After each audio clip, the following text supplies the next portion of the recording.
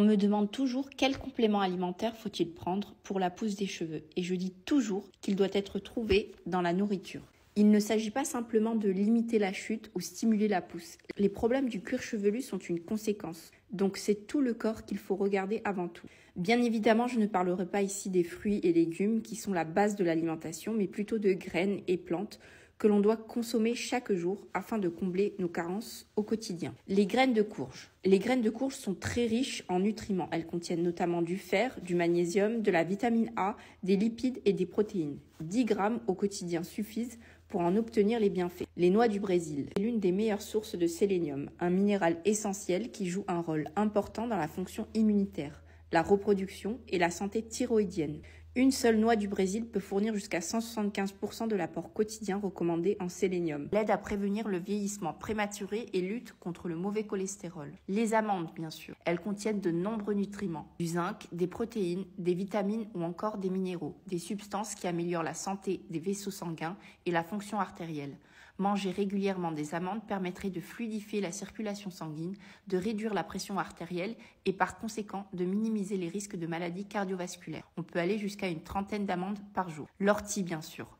L'ortie contient des composés anti-inflammatoires qui peuvent aider à réduire l'inflammation cutanée.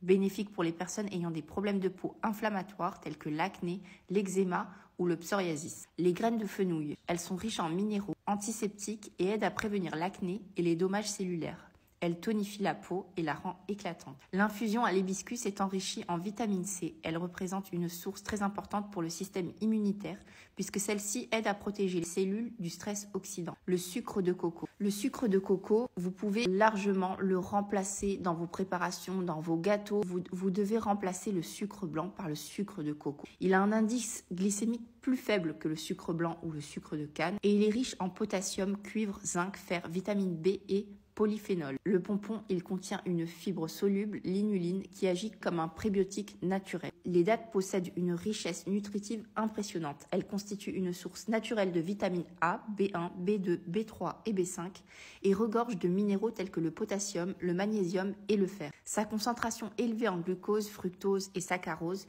lui confère également le pouvoir de booster votre énergie.